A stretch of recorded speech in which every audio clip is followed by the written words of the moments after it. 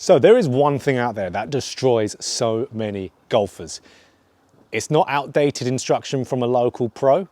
It's not an in-swing thing. It's the advice from your friends or playing partners that you're listening to and trying to get into your golf swing. So we're gonna get into here 3 of the most common things we hear friends or playing partners say out when we're playing golf to try and give us some advice that you should definitely not listen to. This is really, really important. So I'm Jonathan Chown with JChownGolf. Let's dive right into it. So as everyone watching this knows, golf is a sport where there is a lot of unsolicited advice from bad golfers, normally your friends. So what's the first one I always hear friends saying to other friends if they've hit a bad shot, especially if the shot is like this, a top? But you took your eye off the ball, or you're too eager to look where that ball went, so you hit a shot like that. So then they would routinely go after that and say, okay, what you need to do now, really look at that ground for as long as you can afterwards. And they'll probably demonstrate to you on the range, and as a result, hit the ball pretty poorly because of it and make some excuse for why they actually hit the ball poorly, not because of what they were just trying to demonstrate causing the bad shot. So do not listen to them when they do that, because what that is going to cause your body to completely stop its rotation going through the golf ball.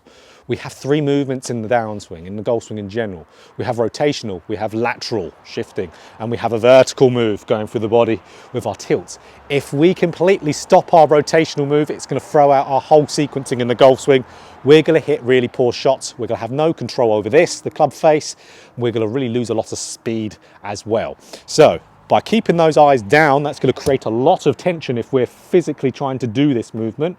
We're going to slow down and anchor our rotation. Because if we, let's say, do the opposite there, get that head swiveling as we're going through the golf ball, our rotation will be freed up. So you're not going to hit a bad shot from doing it. You might do if you take your eyes off in this fashion. That's not usually what the people are getting out of that. That's called coming out of posture or losing your spine angle is another way of saying it. So when they say that, absolutely disregard that advice. My response to that, just hit your next shot. Swivel your eyes down that target line before you hit it. You're gonna get more rotation, you're gonna stay in your posture, you're gonna hit a better shot. And then what your friend is gonna say after that, he'll probably say, well done, you kept your eyes down on that one. And obviously you didn't, because you're physically like this at impact. Tells you, no idea what they talk about, no idea. So let's get into the next one. So this next one is just as common as the other one. You can really hit just a terrible shot, you know, like that horrible power shank that I just hit there. And then what your friend would tell you, go, oh, you just got to slow that swing down a little bit. You swung a little bit too fast on that one, you're a little bit rushed. Again, no clue what they're talking about. If I hear someone saying, all right, you just swung a little bit too fast at that one, I'll say, you've got a problem with hitting the ball too far. You're not going to say that to a long drive, bro, are you? Oh, swung a little bit too fast that one. Went 450 yards. Oof, not going to play good golf with that, are we? That is just terrible, terrible advice. I see so many golfers out there on the range just trying to swing in slow motion, trying to keep their eyes down at the same time as well. They might as well be swinging with a cement block on their head. So we don't want to be swinging slow. Swinging in rhythm is important. We want to swing in rhythm, but again, if you're hitting bad golf shots, you're hitting bad golf shots because something technically is happening, not because of the rhythm being poor in your golf swing. Rhythm keeps things together.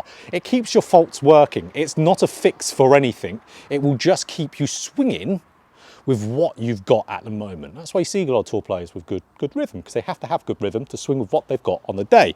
Just with what they've got is a lot better than what we've got. So don't listen to them when they say, just slow it down a bit. I would more interpret that as your transition is getting a little bit quick, but again, they would have no clue what they're actually talking about. They're just trying to throw some advice to help you out. Just don't take it seriously. But the time golfers can get too quick is them rushing in transition. For most golfers, that will look a little bit like kind of like an over-the-top golf swing. Upper body moving a little bit too fast in transition. Normally, when a golfer is swinging too fast, that's exactly what they're doing. They're usually swinging a little bit too much with that upper body. If that's not the case and you're not an over-the-top golfer and you've been told you swung a little bit too fast, that again, just completely ignore it.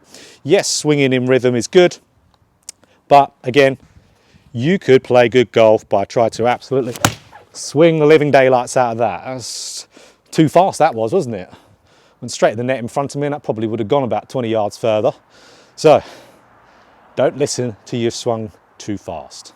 So the third most common one, it's really quite a funny one in my opinion, is I've had a lot of experience with students saying this, and they've hit the ball right, swung over the top on that one.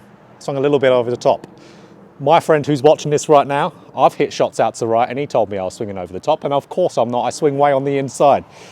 You know, watching that, Andre. So ultimately, if we hit a ball out to the right, we are not necessarily swinging over the top to hit the ball out towards the right there.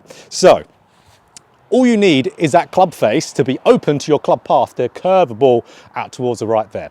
I've had a lesson before where he came to me and he was really on the inside. If we had a TrackMan or launch monitor in that lesson, he probably would have been about 9 degrees to the right with his path going through the golf ball, with maybe an 11 degrees to the right club face. So a good couple degrees open to the path, ball would start right, curve off. And he was saying, you know, all of his friends have been telling him he's been swinging over the top because he's slicing it.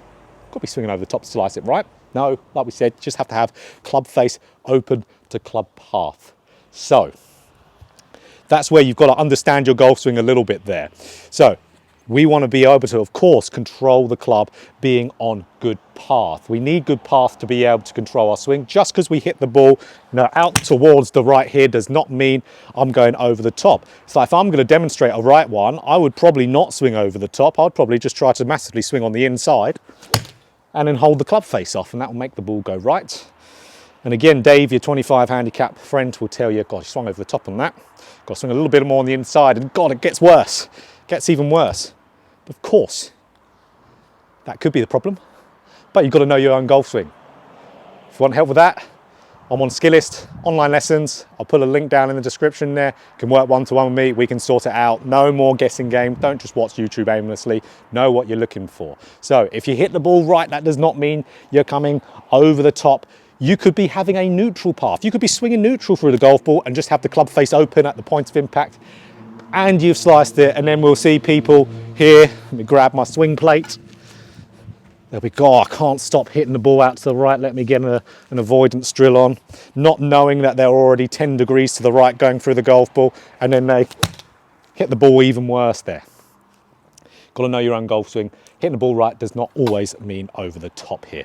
So, of course, this is kind of like a tongue-in-cheek type of video. Definitely is, but it's a really important one as well. Because just like with my video back on Monday about the keeping the eyes down, a lot of the messaging behind that video was listen to pros about stuff. Don't listen to amateur golfers about swing advice, especially this. I just can't think of another sport where people take other bad golfers seriously for advice. It's bizarre. Got to remember, golf coaches go through a lot of training to be able to become a golf coach, a lot of studying. So always just take it with a grain of salt if your friend says something, even if you don't know much. Don't listen to them. Even if they're a good handicap, even if they're a low handicap, a lot of golfers can get quite low, into low single figures, just through pure skill. When I got to a low single figure handicap, I didn't really know all that much about the golf swing. I just got it there through, I guess, natural ability to some extent. But I wouldn't have been giving friends advice. I'd say, I don't know.